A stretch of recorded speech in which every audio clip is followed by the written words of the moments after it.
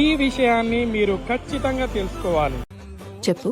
చూడడానికి ఎంతో పచ్చగా కనిపించే ఈ వరి పైరు నుండి గ్లోబల్ వార్మింగ్ కు కారణమయ్యే భయంకరమైన వాయువు విడుదలవుతుందంటే మీరు నమ్ముతారా?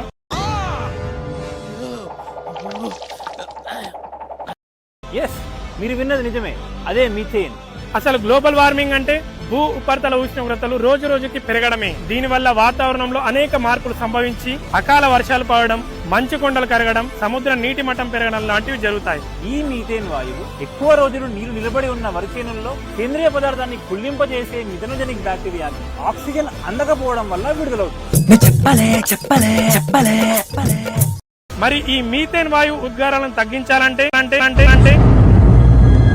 అంటే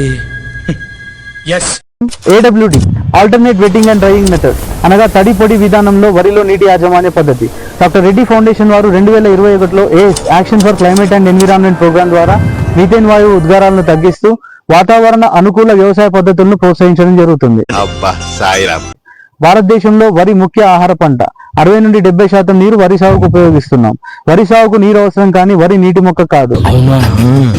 1 కిలో బియ్యం పండించడానికి 3000 నుండి 5000 లీటర్ల నీరు ఖర్చు అవుతుంది. ఆ ఒక్క మాటతో లేచి 2 జేబుల్లో చేతులు పెట్టుకుని నడుచుకుంటూ వెళ్ళిపోతున్నాను. నేను ఎక్కడికి వెళ్తాను కూడా నాకు తెలియదు.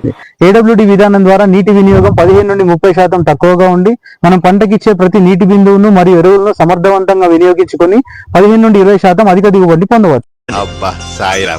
రైతులు సాధారణంగా పొలాల్లో నీరు ఉన్నప్పటికీ మళ్లీ నీరు ఇవ్వడం జరుగుతుంది.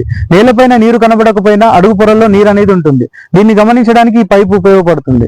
ఈ పైప్ ను పొలం నాటిన 25 రోజుల తర్వాత కలుపు నివారణ చర్యలు పూర్తయిన తర్వాత ఒడ్డు నుండి 1 మీటర్ దూరంలో ఈ రంధ్రాలు పూర్తిగా భూమిలోకి వెళ్లేలా సమాంతరంగా పాతుకొని లోపలి మట్టిని తీసివేయాలి. తద్వారా భూమి లోపలి పొరల్లో నీరు ఎంత ఉందో గమనించవచ్చు.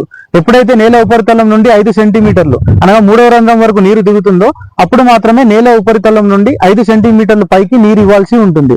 దీనివల్ల మొక్క వేళ్లకు సరైన మోతాదులో గాలి నీరు అంది అధిక దుబ్బు ఎక్కువ పిలకలు రావడం వల్ల అధిక దిగుబడి సాధించవచ్చు. ఈ విధానం ద్వారా నీరు ఆదా చేస్తూ మీథేన్ వాయువు దుష్ప్రభావాన్ని తగ్గిస్తూ అధిక దిగుబడులను పొందవచ్చు. మరింత వ్యవసాయ సంబంధిత ముఖ్య సమాచారం కోసం వంశీ అగ్రి క్లినిక్ ను లైక్, షేర్ అండ్ సబ్స్క్రైబ్ చేయండి.